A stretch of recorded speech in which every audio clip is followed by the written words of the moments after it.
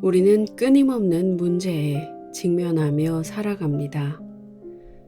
그리고 그 문제가 해결되지 않고 그로 인해 고통받을 때 사람들은 그 문제를 야기한 사람과 환경을 또 사회를 탓하고 자신의 인생을 한탄하며 급기야 세상과 신을 원망합니다.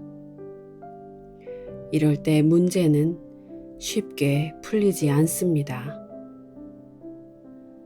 그런데 이 고통스러운 문제를 여러분 스스로의 영혼이 만들었다면 어떨까요? 한번 생각해 보세요.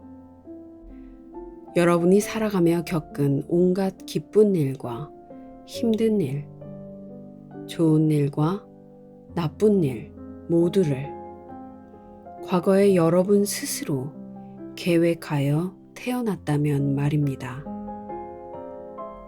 네, 믿기 힘든 말일 수 있습니다.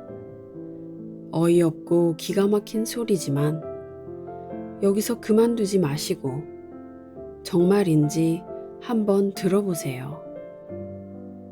믿지 않으시더라도 오늘의 이야기가 여러분의 문제를 해결할 수 있습니다.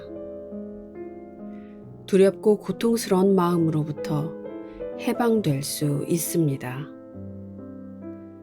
우리의 영혼이 어떤 목적으로 이 삶을 살아가는지, 왜 태어나고 살고 다시 육을 떠나는지 그 비밀을 알게 되면 삶의 고통으로부터 여러분은 자유를 찾을 수 있으실 겁니다.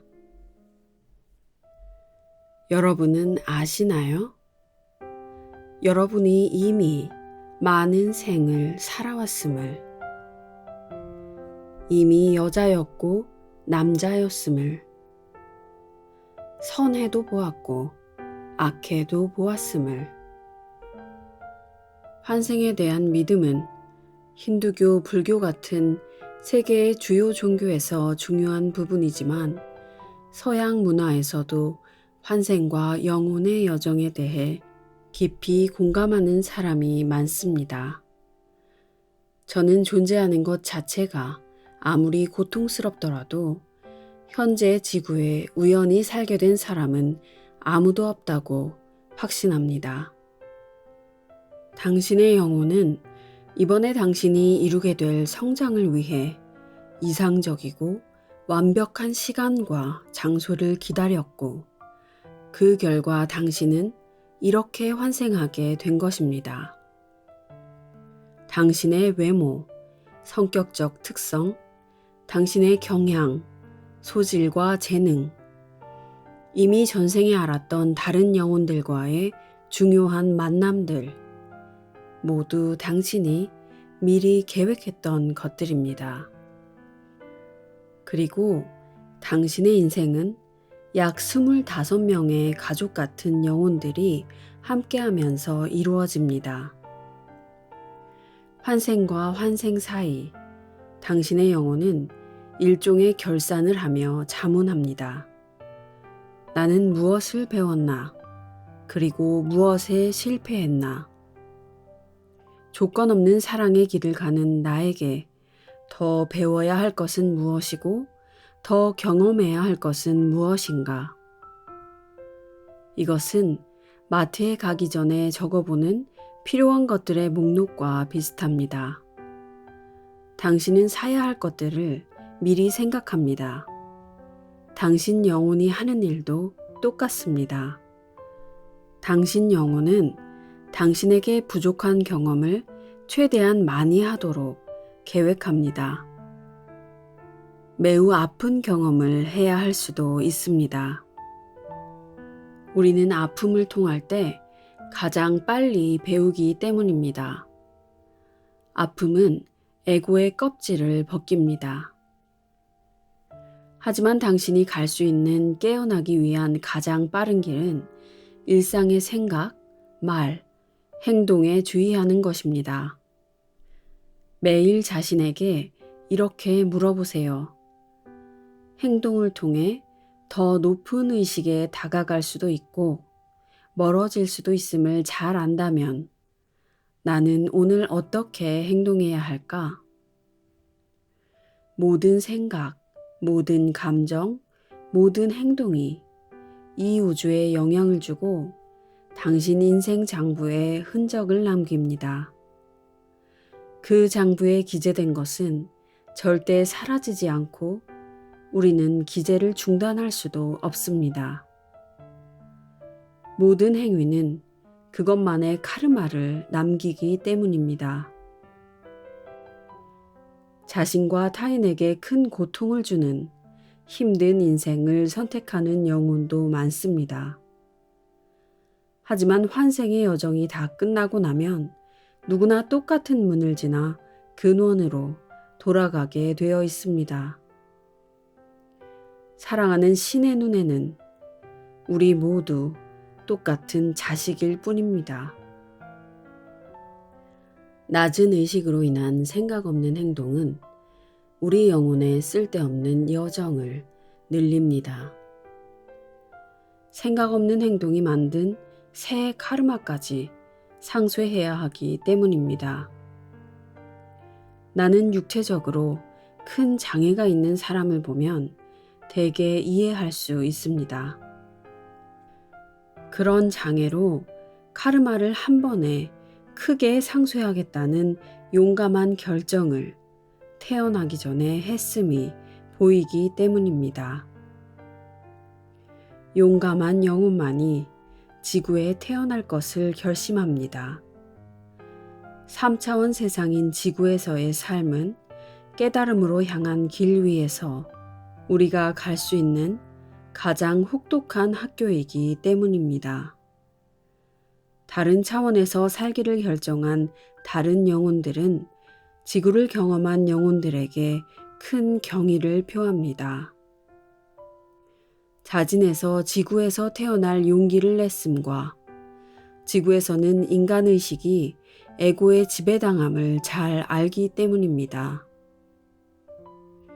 지난 50년 동안 발생한 과도한 열대우림 개간과 원양 어업만 봐도 인간 에고가 얼마나 강한지 우리는 알 수 있습니다. 환생에는 좋은 인생도 나쁜 인생도 없습니다. 우리 에고 지성이 성급하게 재단하는 인생도 영혼의 수준에서는 사랑에 따른 협약일 뿐입니다. 예를 들어 두 영혼은 오래된 카르마를 상쇄하고 서로에 대한 과거 인생의 잘못을 사죄하기 위해 직업적으로 혹은 파트너로서 서로가 힘든 관계 속으로 들어갈 것을 의식적으로 약속합니다.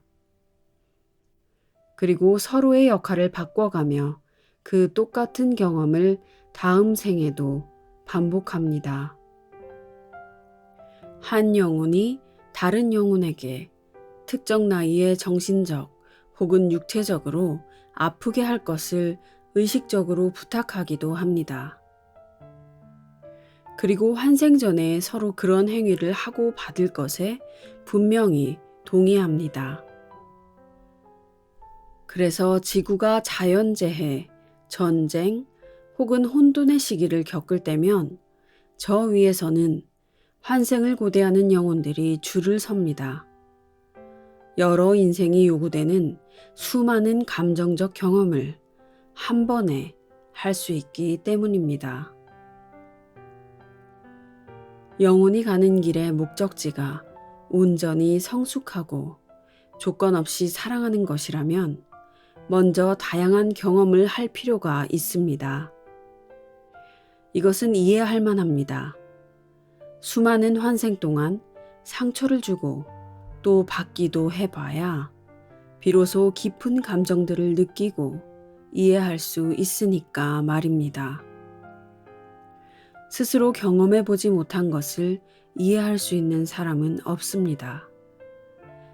다양한 감정들을 전부 느껴봐야 다음에 찾아올 중요한 사건에서 다른 영혼을 향해 거부가 아닌 연민을, 심판이 아닌 이해를, 평가가 아닌 공감을 보일 수 있습니다.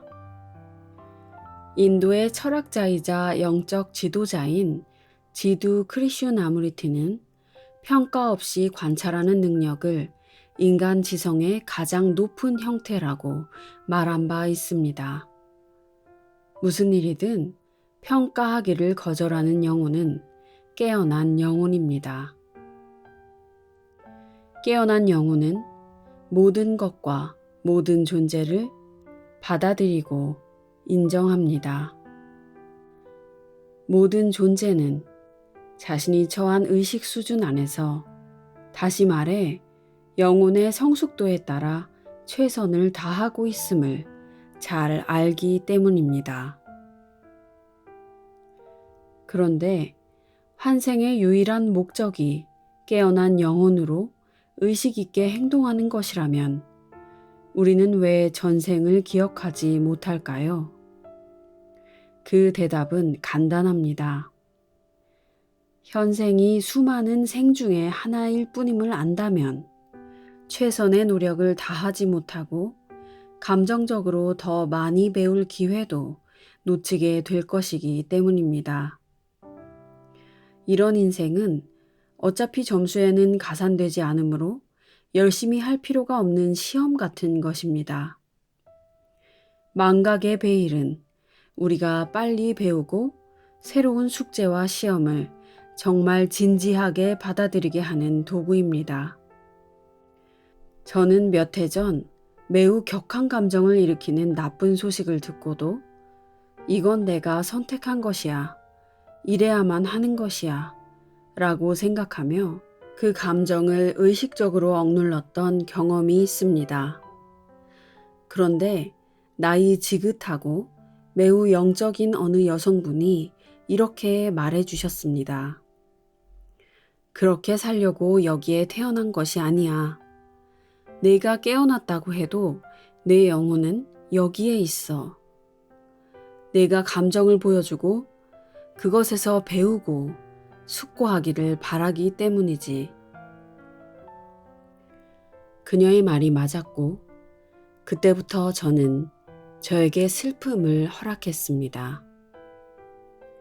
그래야 주어진 숙제를 영원히 해결해 다른 조합으로 또다시 경험하지 않아도 되기 때문입니다.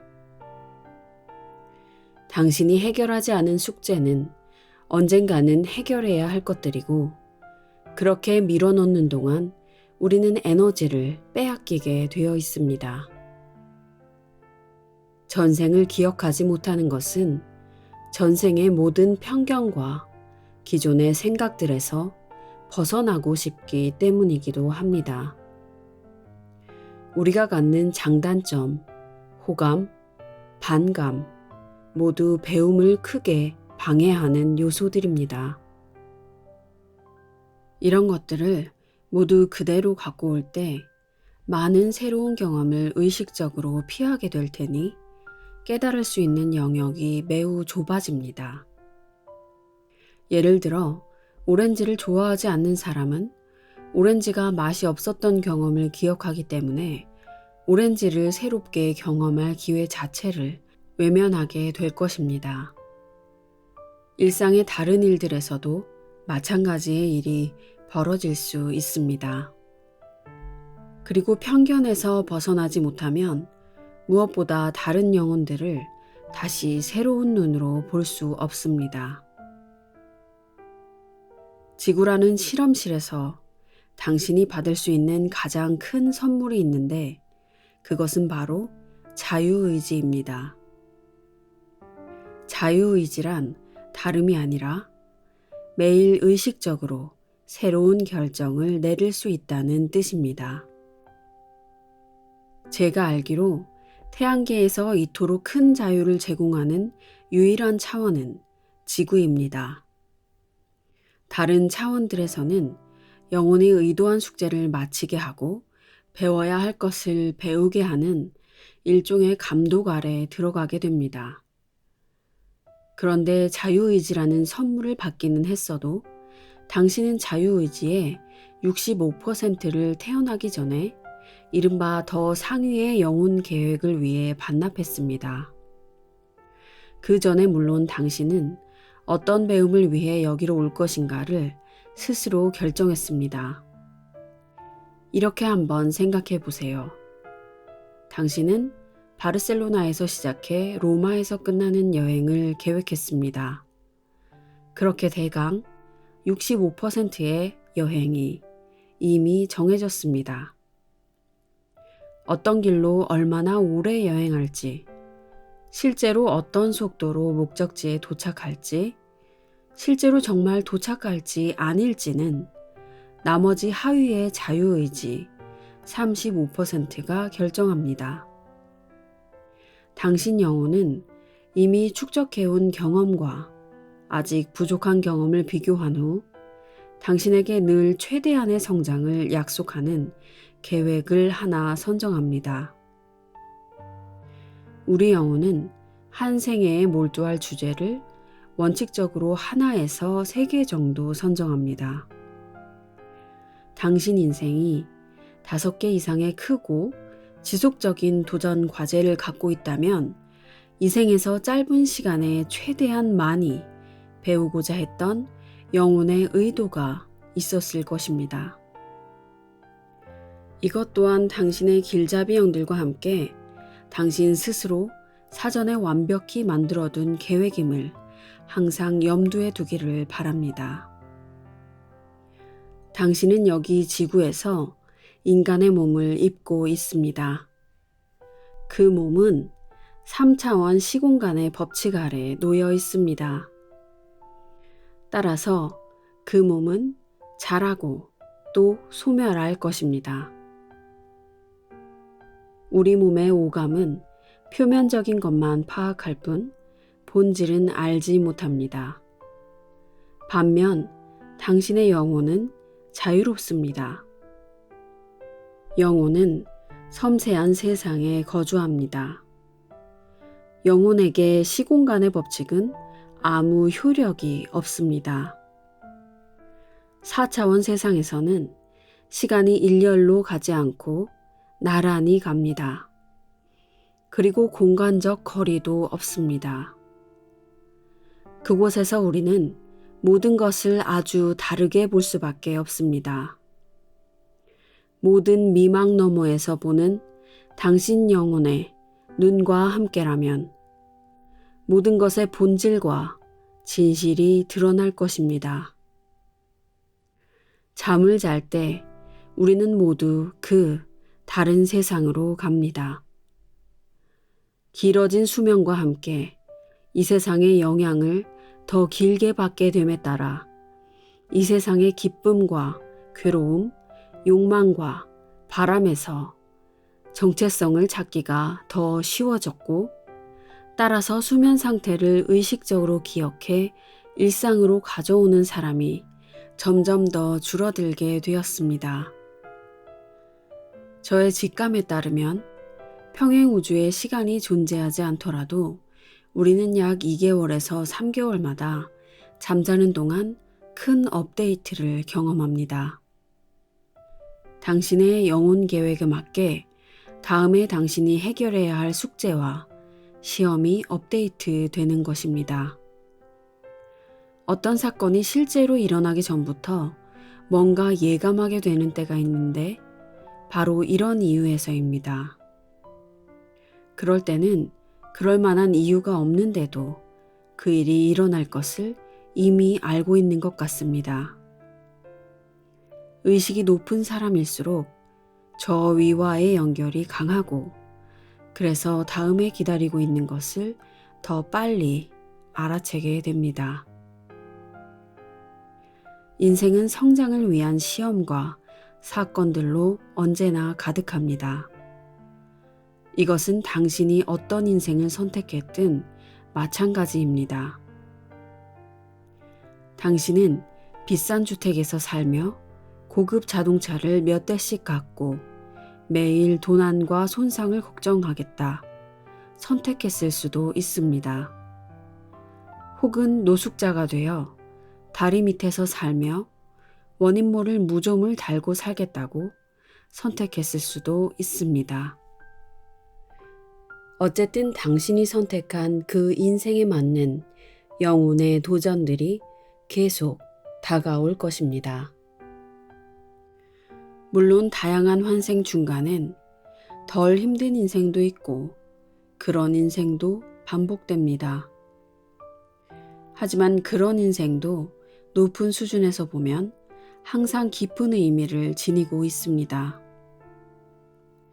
당신 영혼이 모든 상황을 너무 힘들지 않게 실용적으로 경험하고자 할 때에는 아무것도 하지 않은 것처럼 보일 때도 사실은 배우고 있는 것입니다. 당신은 신성한 하나, 원리스의 세상에서 이원성의 세상으로 와서 매일 두려움과 사랑이라는 양극 사이에서 선택해야 합니다.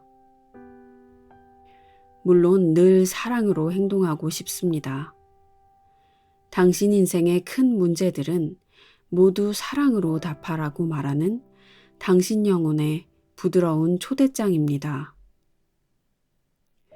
하지만 이 초대장에 두려움으로 답하는 사람이 많습니다. 그래서 똑같은 시험을 거듭 선물 받습니다. 얼마나 오래 그래야 하는가는 당신 자신에게 달려 있습니다. 하지만 당신은 한 번에 당신이 실제로 감당할 수 있는 양의 시험만을 받게 되어 있습니다.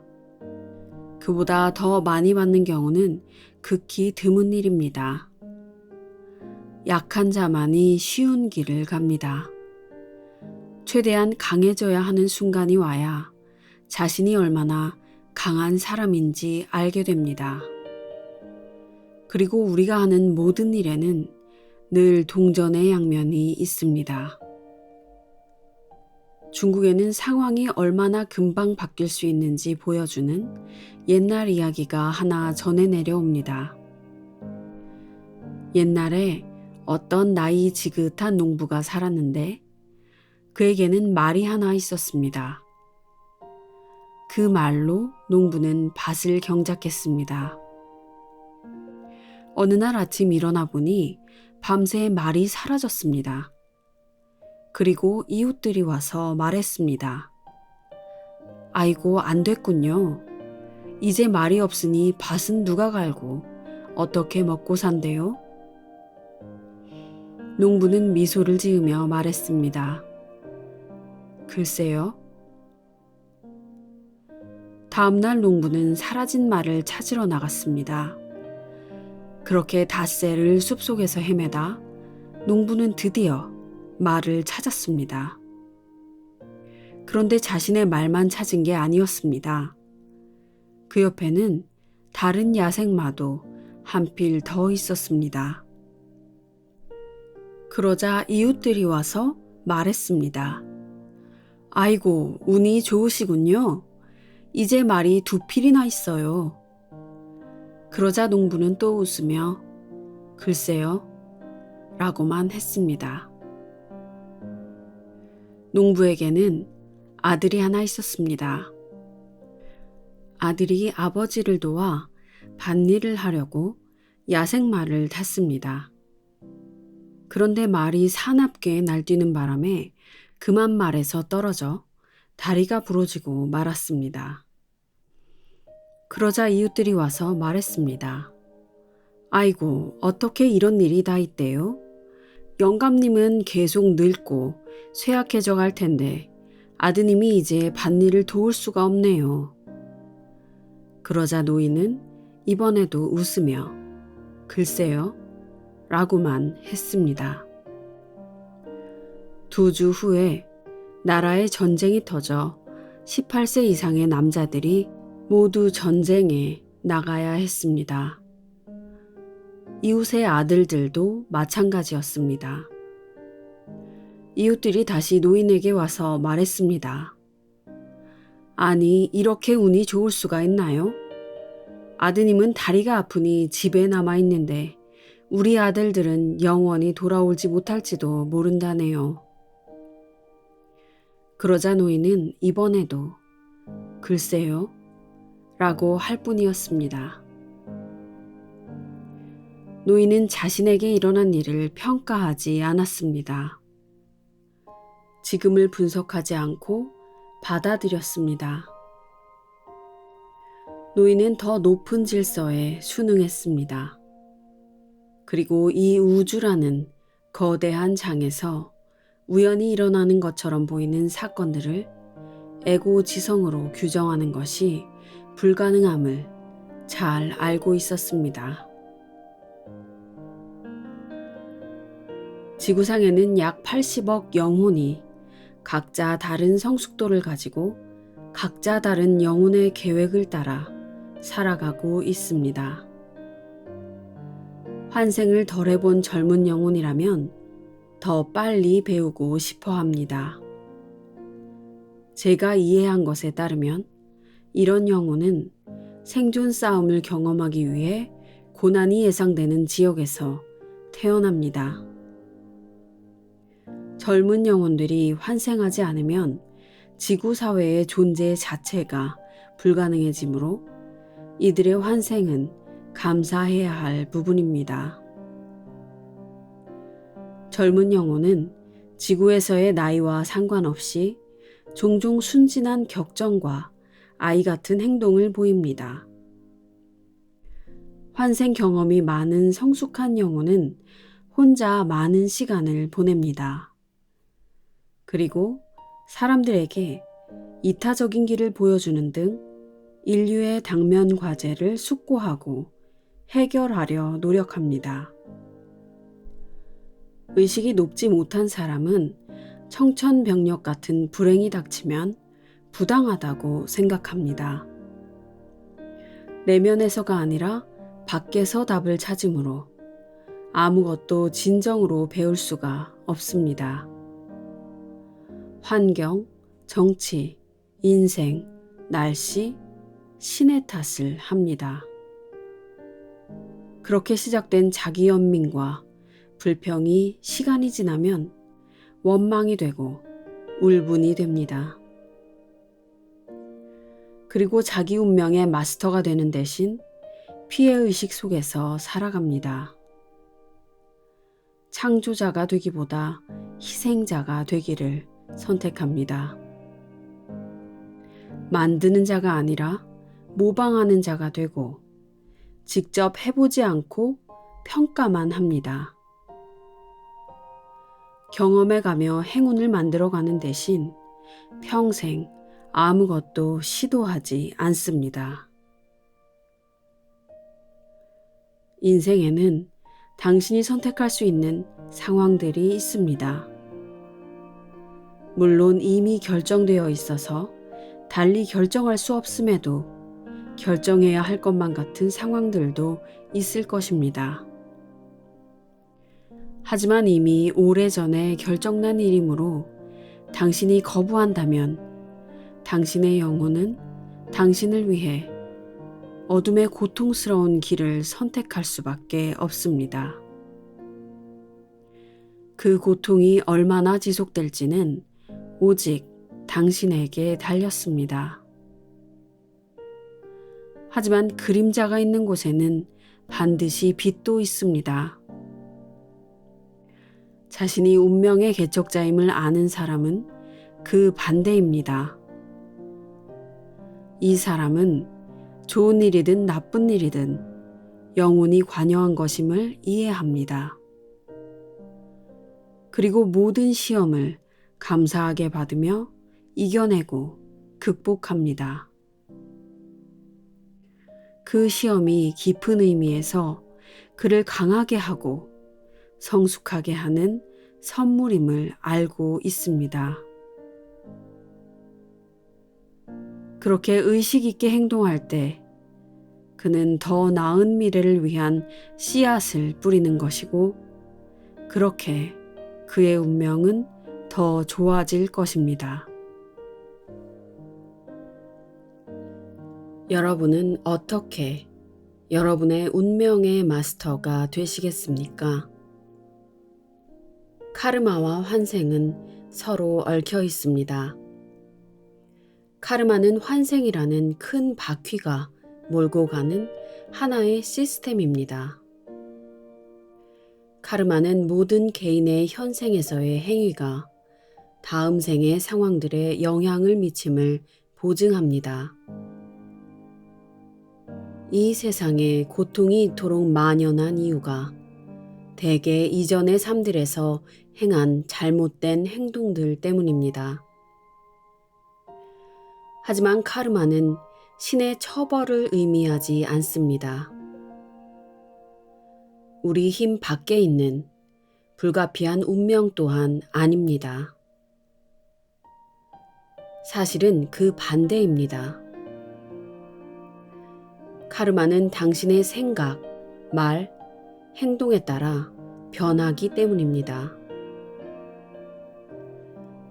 카르마는 당신이 살아가는 현실에 관한 시종일관하고 끊임없는 반응입니다.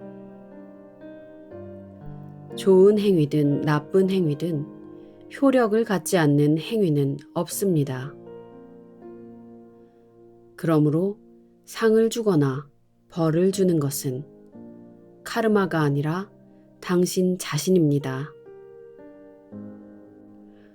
이 땅에서 존재하며 보낸 시간에 대해 칭찬 혹은 비난하는 사람은 당신 자신입니다. 이번 생을 다한 후 당신 스스로 당신 인생의 장부를 들여다보며 평가할 것입니다. 죽음 후에는 당신이 살면서 짧게 혹은 길게 갈등했던 다른 영혼들이 그때 어떤 감정을 느꼈었는지도 알게 됩니다. 육체적으로 죽은 후 그 영혼들을 다시 만날 때는 모든 두려움과 분노가 사라집니다.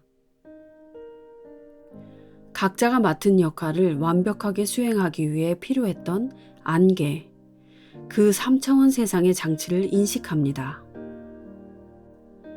그리고 대개의 고통을 통해 그렇게나 많은 통찰을 가능하게 해준 서로에게 감사합니다. 3차원의 환영에서 깨어난 두 영혼은 자신들이 각자가 맡은 역할을 완벽하게 해낸 멋진 배우였음을 알게 되지요. 그러므로 잊지 말기를 바랍니다. 지구에서 당신이 어떤 사람으로 살고 어떤 경험을 하는지는 대개 그 전에 약속된 것임을 말입니다. 지구라는 이 이원성의 세상은 항상 우리 영혼의 통찰을 위한 곳입니다. 지구로 환생하는 데는 다양한 이유가 있습니다. 두 영혼 사이의 카르마를 푸는 것도 그 이유 중에 하나입니다. 여기서 결국 중요한 것은 힘의 재분배가 아니라 같이 인생을 살아간 후 두 사람이 서로에게 느끼는 감정입니다.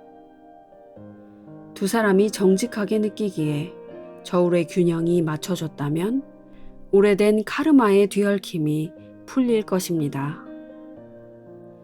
이웃에 봉사하고 하나의 종인 인류의 발전을 부르는 것도 환생의 이유가 될 수 있습니다. 환생의 세 번째 이유는 이원성을 경험하기 위해서입니다. 지구에서만이 육체와 오감을 가진 것의 차이를 경험할 수 있습니다. 오직 지구에서만 흑백의 차이를 볼 수 있고 신선하고 탁한 것을 냄새 맡을 수 있고 달콤하고 시고 쓰고 짜고 매운 것을 맛볼 수 있고 시끄럽고 조용하고 높고 깊은 소리를 들을 수 있고 거칠고 부드러운 것을 만질 수 있습니다. 환생의 네 번째 이유는 자신만의 주제에 천착하기 위해서입니다. 예를 들어 전생에서 얻은 오래된 감정적 상처를 치유하기 위해서 혹은 새로운 능력을 얻거나 자질을 습득하기 위해서 환생할 수 있습니다. 그래서 동성연애자로 태어나는 영혼도 있고 타고난 성을 완전히 바꾸는 영혼도 있습니다. 모든 감정의 스펙트럼을 가능한 한 전부 경험하고 이해하고 싶은 것입니다.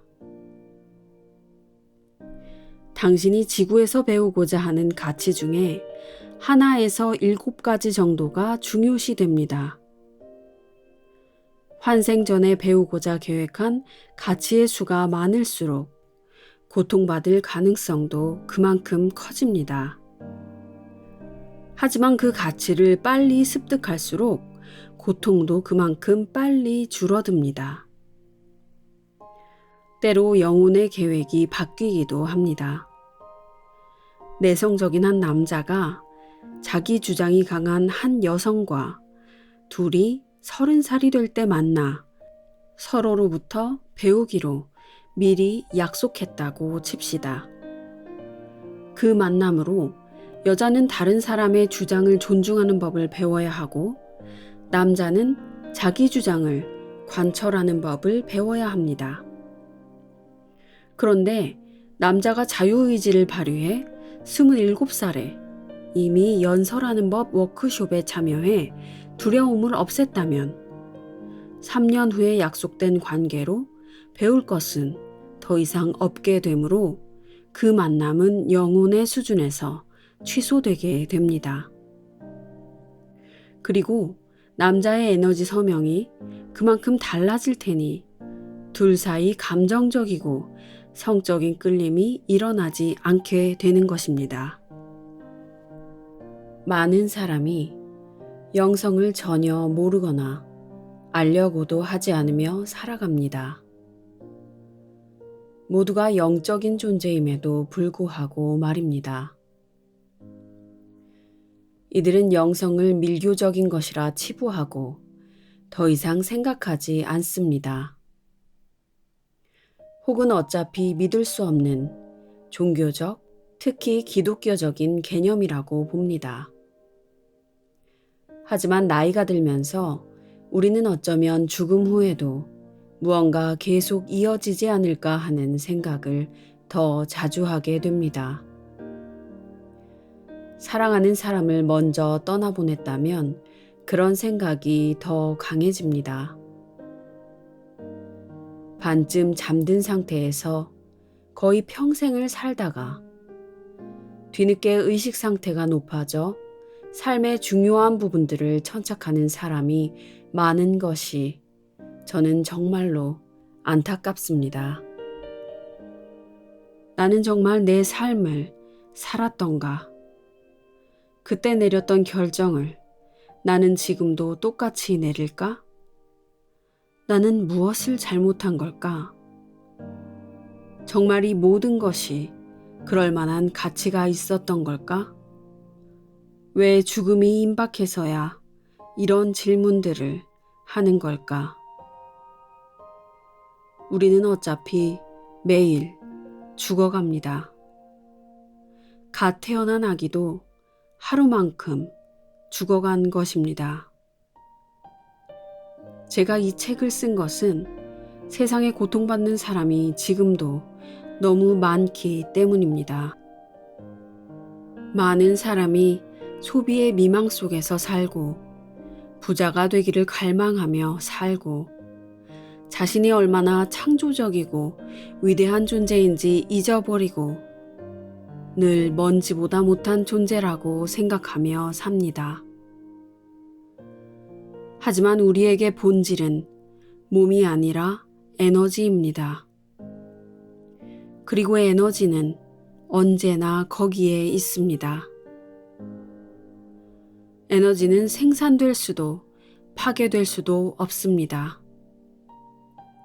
단지 이 형태에서 저 형태로 바뀔 뿐입니다. 이것이 환생이라는 영적인 현상의 물리적 설명입니다. 서양에서는 영혼 계획과 영혼 여정에 대해 많이 알려지지 않았고 따라서 죽기 전에 두려움을 느끼는 사람이 많습니다. 하지만 깨어남을 추구하는 당신 영혼의 여정에 죽음은 단지 한 챕터가 끝난 것 뿐입니다. 당신은 이 세상에 우연히 태어난 것이 아닙니다. 당신의 영혼은 이 여행을 당신 길잡이 형들과 함께 아주 세심하게 계획했습니다. 길잡이 형들은 일종의 노련한 고문들인데 영혼 계획을 세울 때 당신을 도와줍니다. 그리고 당신 양쪽으로는 당신이 생명의 위험에 처할 때 심지어 인간의 형상으로 나타날 수도 있는 천사들이 있습니다. 이들은 주로 당신을 안전하게 보호하는 일을 합니다. 천사들은 약 3m에서 5m 정도로 크고 양성적이라서 남자도 여자도 아니며 얼굴이 없습니다. 이들은 대개 당신 바로 뒤에서 당신을 보호합니다. 당신은 이들과 언제든 소통할 수 있습니다. 예를 들어 위험을 감지할 때면 우주의 법칙에 따라 머릿속으로 천사들이여 나를 감싸주세요 라고 3번 말하면 좋습니다. 몸을 입은 지 얼마 안 되어 위험에 자주 노출되는 어린아이들은 더 큰 천사들이 보호해 줍니다. 우주의 3번째 힘은 당신이 언제나 도와달라고 말할 수 있는 존재들입니다. 나는 이들을 조력자, 헬퍼라고 부릅니다. 조력자들은 항상 당신 앞에 가까운 곳에 있고 당신이 받은 자유의지라는 선물 아래에 위치합니다. 그러므로 당신이 의식적으로 도와달라고 할 때만 당신 일에 참견할 수 있습니다. 이 영혼의 존재들은 도움을 구하는 당신의 진짜 의도를 분명히 알아차립니다. 그리고 당신의 에고가 아니라 당신의 빛에 봉사하고 싶어 합니다. 정확하게 어떤 도움을 원하는지 분명한 문장으로 만든 다음에 도움을 요청하세요. 이들을 정말로 신뢰한다면 이들이 당신이 원하는 것을 전달해 줄 것입니다. 신은 정말 있을까요? 신의 존재는 그냥 믿어야만 하는 것일까요? 어떻게 하면 신이 존재함을 정말로 알 수 있을까요?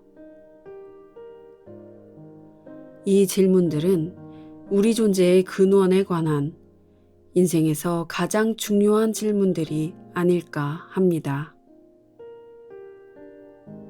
저의 대답은 이렇습니다.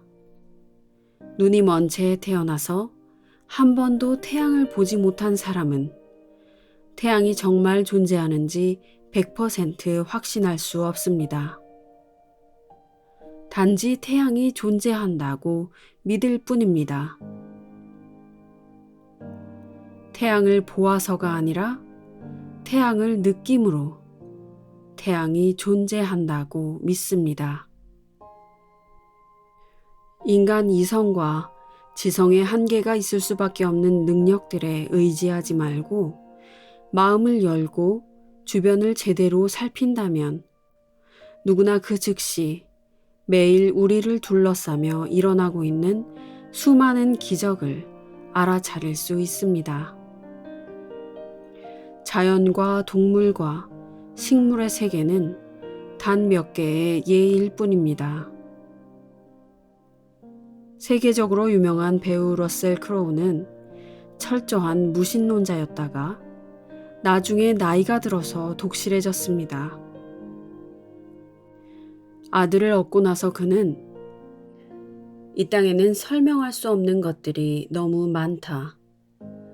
꽃을 한 송이 꺾어 그 속이 얼마나 복잡하게 구성되어 있는지 보라. 우리 모두를 움직이는 더 큰 무언가가 있다. 나는 믿음에 관한 한 이제 도약할 준비가 되었다. 라고 말했습니다.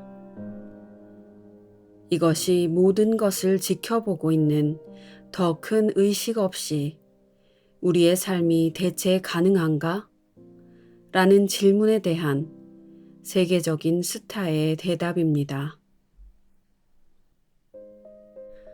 여러분, 저는 오늘 소개드린 이러한 내용의 이야기를 제 인생책이기도 한 옴니라는 책에서 처음 읽었습니다.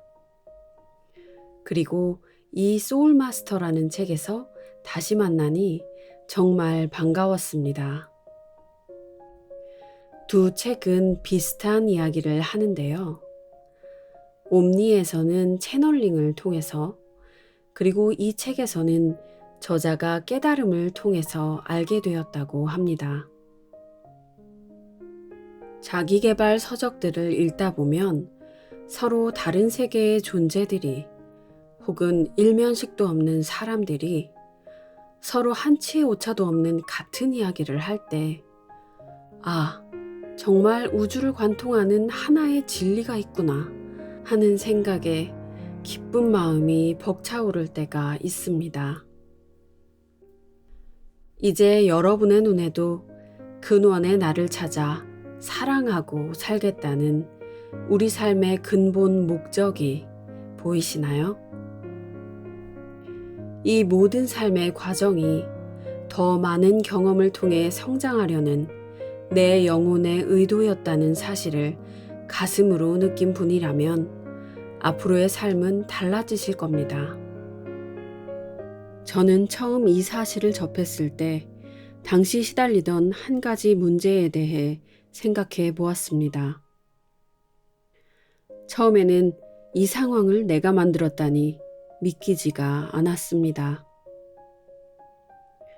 하지만 이 고통이 내가 나를 위해 만든 것이고, 나를 힘들게 하는 저 사람이 나의 부탁으로 저런 행동을 하고 있다면 나는 반드시 달라져야만 한다는 생각이 들었습니다.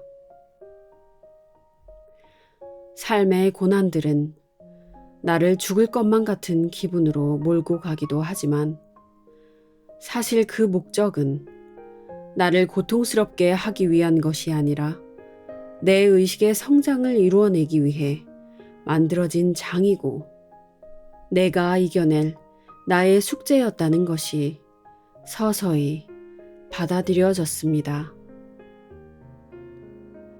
생각을 바꾸니 나를 괴롭히던 사람은 내 원수가 아니라 내 조력자였고, 신세 한탄을 하며 피해자를 자처하던 저는 스스로를 책임지고 삶을 창조하는 운명의 개척자가 되었습니다. 여러분, 여러분의 세상은 여러분이 바라보는 관점에 달려 있습니다.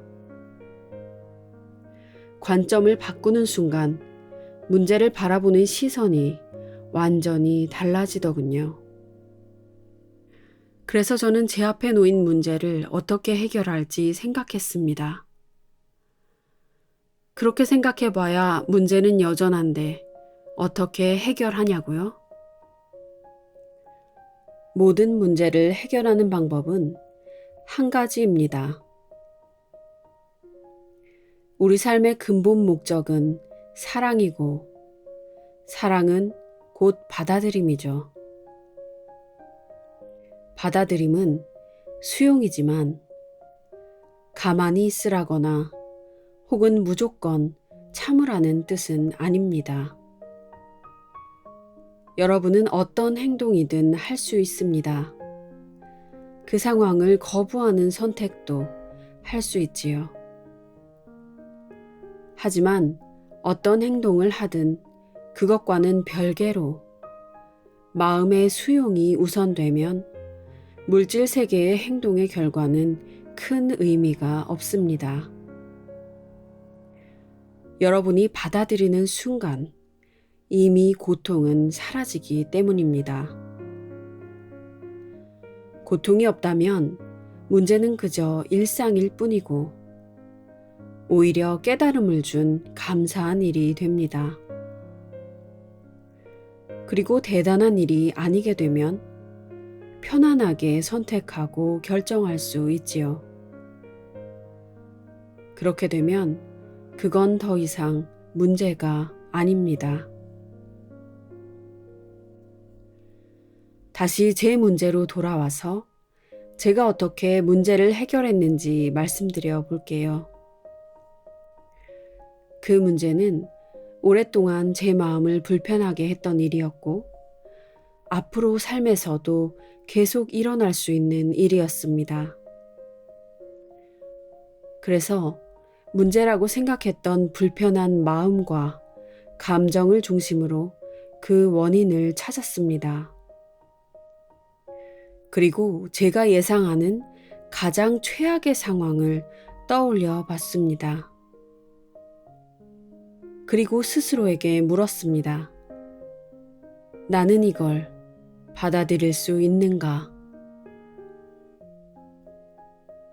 처음엔 상상만 해도 불편했습니다. 하지만 이건 내 스스로 낸 숙제라고 다시 생각했죠. 물리적으로 피해봐야 어차피 나는 생을 반복하면서 이걸 넘어서기 위해 비슷한 상황을 다시 만들 거라고 되뇌었습니다. 반드시 받아들이겠다는 마음으로요. 그랬더니 최악의 상황이 일어나 봐야 죽기밖에 더 하겠냐는 결론이 나오더군요. 그리고 삶에서 가장 무서운 일이었던 죽음조차도 결코 두려운 일이 아니라는 사실도 다시금 상기했습니다. 심지어 이 일은 죽음에는 티끌도 미치지 않을 정도의 일이었으니까요. 실질적인 최악의 결과라 봐야 제가 많이 상처받는 것이었습니다. 그렇다면 상처받지 않으면 되겠구나 싶었죠. 상처받지 않는 것은 제가 선택할 수 있으니까요. 어차피 나는 근원의 나를 찾고 싶고 그러려면 누구의 말에도 흔들리지 않는 높은 진동수의 사랑을 가져야 하는데 그 연습이구나 하는 생각이 들었습니다. 그리고 나니 나는 무엇을 그렇게 불편하고 두렵고 껄끄럽게 생각했던가 싶더군요. 홀가분한 마음이 들었습니다. 그리고 절로 이런 말이 나왔습니다. 나는 받아들이리라. 나는 넘어서겠다. 어떤 일이 생기든 최선을 다해 받아들이겠다. 이 현실이 나를 위한 연극임을 알고 나를 사랑하고 상대를 사랑하겠다. 단 무슨 일이 벌어지더라도 나는 그 일에서 고통받지 않고 상처받지도 않고 사랑하며 받아들이겠다. 라고 말이죠. 그리고 나니 그 일만 떠올려도 불편했던 마음이 씻은 듯이 사라졌습니다. 받아들이겠다는 결심 하나가 고통을 고통이 아니게 만든 순간이었습니다. 너무나 기쁜 경험이었죠. 그런 이유로 오늘의 내용을 여러분께 꼭 소개해드리고 싶었습니다. 그럼에도 여전히 마음의 문제가 아니라 현실의 문제도 걱정되시는 분들께 말씀드리자면 여러분, 우주는 여러분을 홀로 두지 않습니다. 언제 어디서나 우리를 돕고 사랑합니다. 하지만 한탄하는 마음으로는 그 사랑의 에너지를 받아들일 수 없습니다. 오로지 사랑으로 받아들였을 때 비로소 우주의 에너지를 받을 수 있는 우리 안의 문을 연 것임을 잊지 마세요.